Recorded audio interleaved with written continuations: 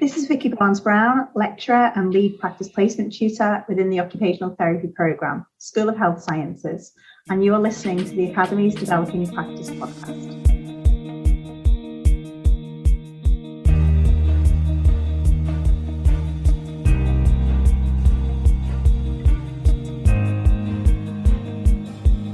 Hello and welcome to another episode of the Academy's Developing Practice podcast. In this episode, we chat with Vikki about her recent Learning and Teaching Fellowship awarded for her innovative development of blended practice-based learning placements. We hope you enjoy.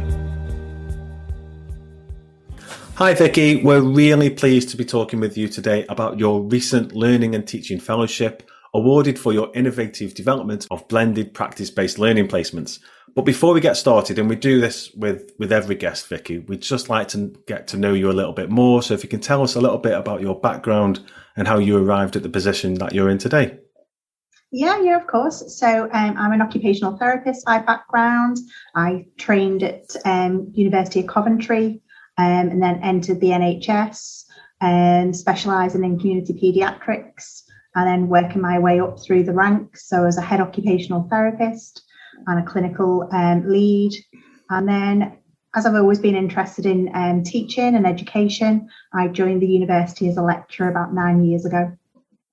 Right. So just for the benefit of all the listeners all around the world on the podcast, what is an occupational therapist? What sort of things do they do?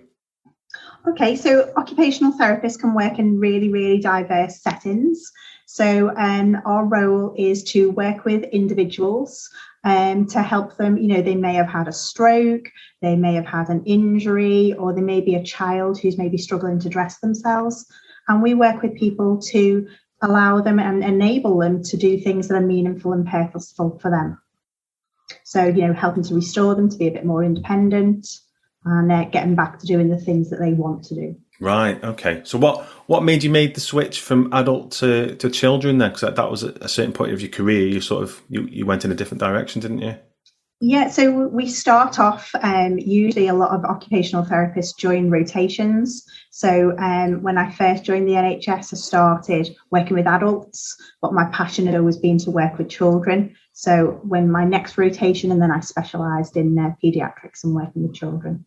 Right, yeah, it's something similar that I used to hear in local government from social workers. They sort of they started in adult services and they made that switch to something where their passion lies. So that was definitely the case for you then, yeah. Yeah, I always knew I wanted to work in paediatrics all the way through my training. Brilliant. And then what made you make that transition into higher education? So again, I think as I mentioned, I'd always been interested in education, and education was part of my role, sort of staff training and development within the NHS. So I came to the university one day a week on a secondment, almost like to dip my toe in and check it out. And and then stayed. Oh, fantastic.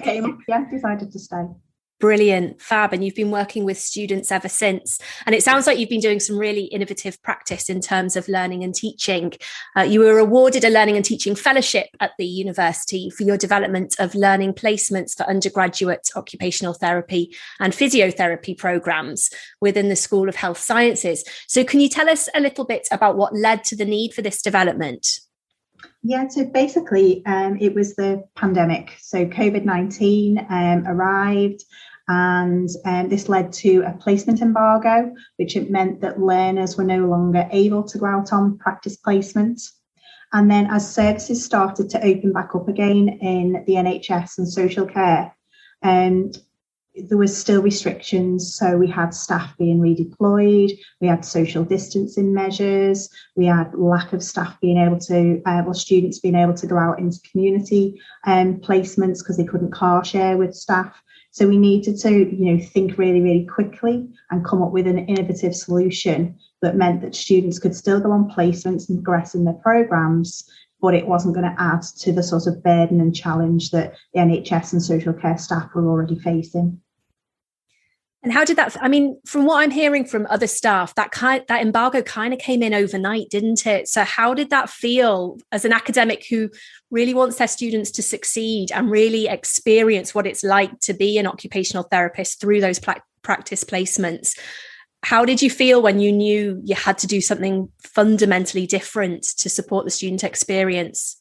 I think at first mass panic set in, because you weren't going to send your students out. This is a clinical program where students have to spend 1,000 hours in clinical practice across the 3 years. So what could we do? So at first we altered assessments and things to cope with the placement embargo, and I developed some virtual authentic practice-based assessments during the pandemic, during the embargo. But then once the placement sites opened back up again, we needed to think about, well, how could we still send students out? So tell me about the model then, Vikki. So it was a blended approach to practice-based learning placements. How did you go about creating that? So it was introducing, so the blended placement learning was based on a split placement model. So basically it involved the students spending 50% of their time, so 2.5 days a week on a clinical placement setting, and then other 50% of the time spent doing a service improvement project. So they were working remotely, off-site. They didn't need to be with their educator or within a hospital or clinic environment. They could be working from home. And what they worked on is service improvement projects to ultimately benefit patient care. Right. So how could they do that remotely if it was service based? There must have been some limitations with doing that as well. I mean, what were they? What were some of those issues that you come across when you put that together? So I suppose one of the biggest challenges was selling this. So selling this not only to the staff that I work with, selling it to the students and selling it to the clinical educators that were working there about how this could work. So we're going from something that was, 8:30 till 4:30, Monday to Friday, down to the student only being there 2.5 days a week. So that was one of the biggest challenges, was just selling that idea to people about how it could work. And when you mentioned about the projects, these projects were developed in line with the services. So they were identified service improvement projects that needed to be done, but we were giving the students the opportunity to work on those remotely. So obviously the students still have access to the university library and resources that are available, so they could research those in their own time but get supervision on them by their clinical educators to make sure that they were, on target. Right. So these aren't projects that have been made up specifically for the purpose of giving somebody, an activity in terms of the placement. These are real life issues that the students can work on. Yes. Right. Yeah. I see. Brilliant.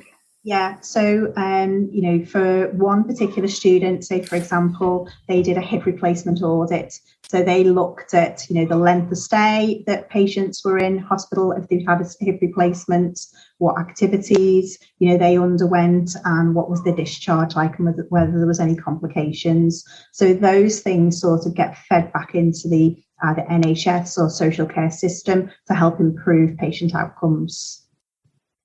Wonderful. So as you say, there's improved patient outcomes, but also I'm guessing in terms of student learning, it's been great, but also something that they can put on their CV for the future as well when they're going for jobs post-graduation.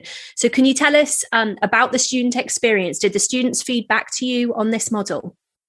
Yeah, so we gather placement evaluations anyway at the end of each placement, and all of our students have a halfway visit during their longer placement. So at the moment we're meeting them on Teams, and so we meet with them. So we've got student feedback. So there was definitely benefits to this model, both from a learner point of view and an educator point of view. But with any new model, there's also challenges as well.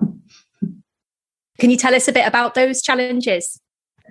All right, so the challenges for the placement model for educators required increased preparation time to set up the project, longer supervision sessions to discuss the students' clinical skills and then their project, and also the need for consistency across the project activities that they were providing to the students.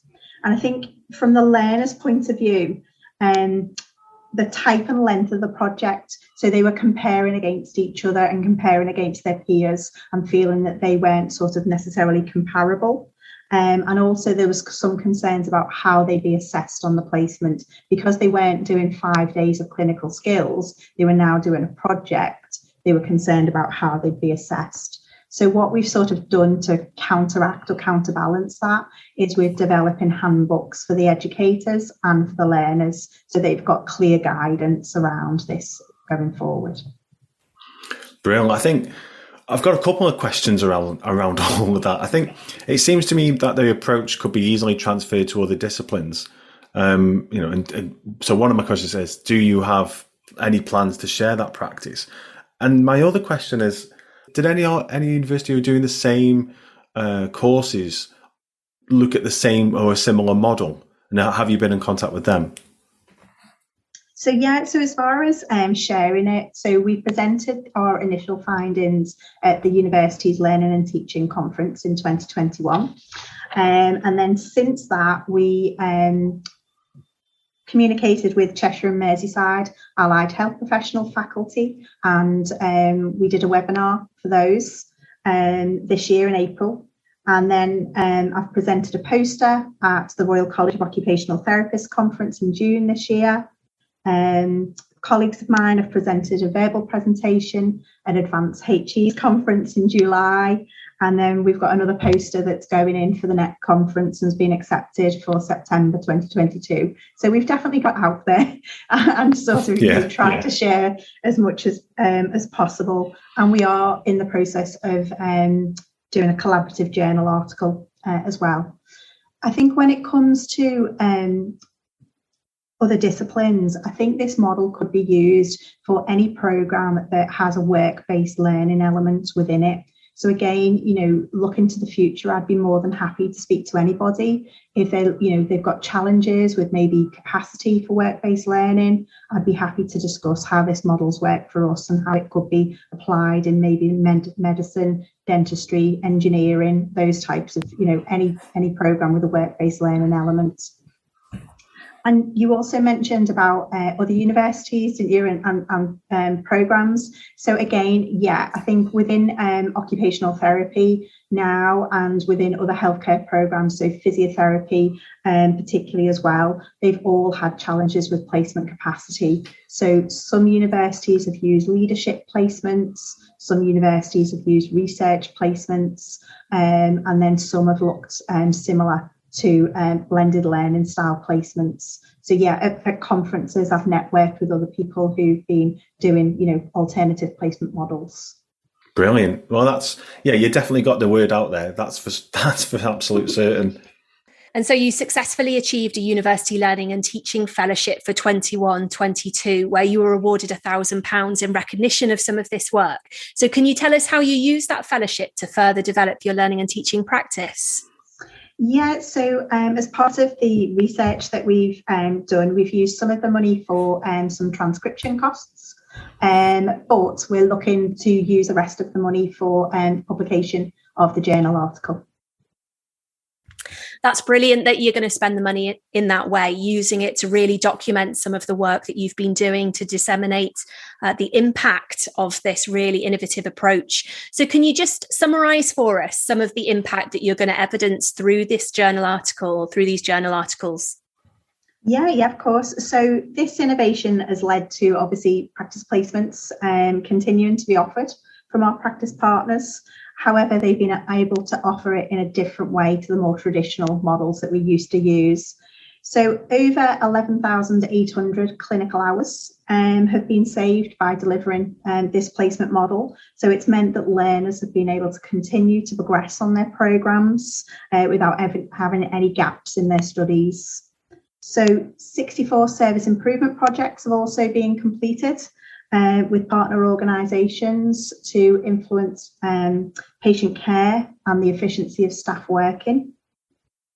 And then without this innovation being put in place, then we would have had 64 Year 2 and Year 3 occupational therapy and physiotherapy students that would have had to extend their programmes of study in order to achieve the required 1,000 hours of placements to be registrable for our professional and regulatory bodies. I used to work with somebody who used to organise the practice placements in a local authority for social care.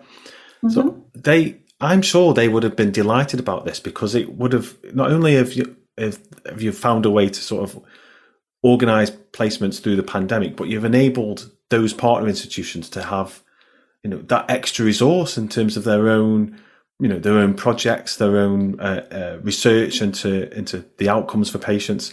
What's their feedback been like? So, social care organisations. Yeah. Feedback. Yeah, so we haven't had many blended learning placements within social care, to be perfectly honest.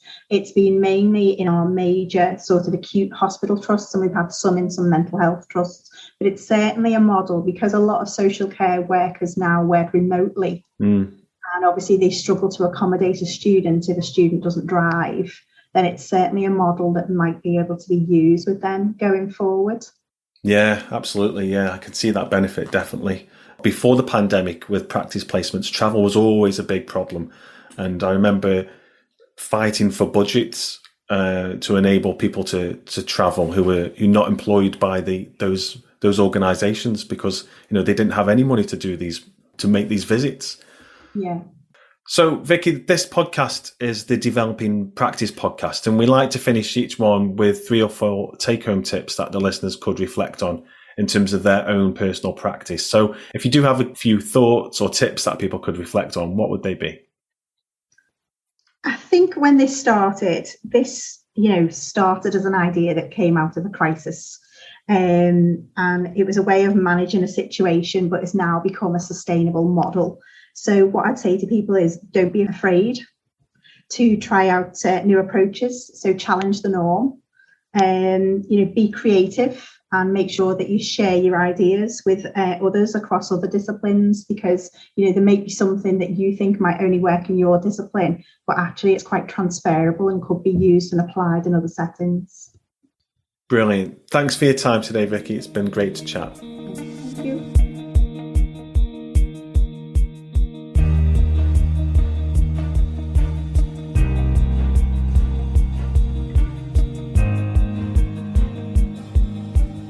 Well, I really enjoyed that conversation with Vikki. It's obvious that she's really passionate about the work that she's doing with her students.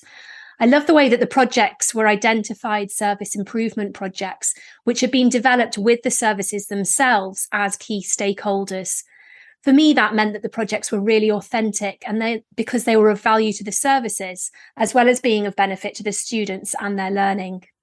Yeah, and it was the students that really seemed to feedback positively and get a lot from these placement experiences on so many levels, including on-programme learning, as well as having authentic practice experiences that they could refer back to in future interviews. Well, if you'd like to take your thinking further about this episode, we've added some resources to the website on a specific podcast reading list, which you can access at liverpool.ac.uk/the-academy/podcast. Also, we'd love to hear what you thought about this episode, so please do tweet us at Live Uni Academy, and you can also find us at eLearnerMatt or at Alexandra_Owen on Twitter.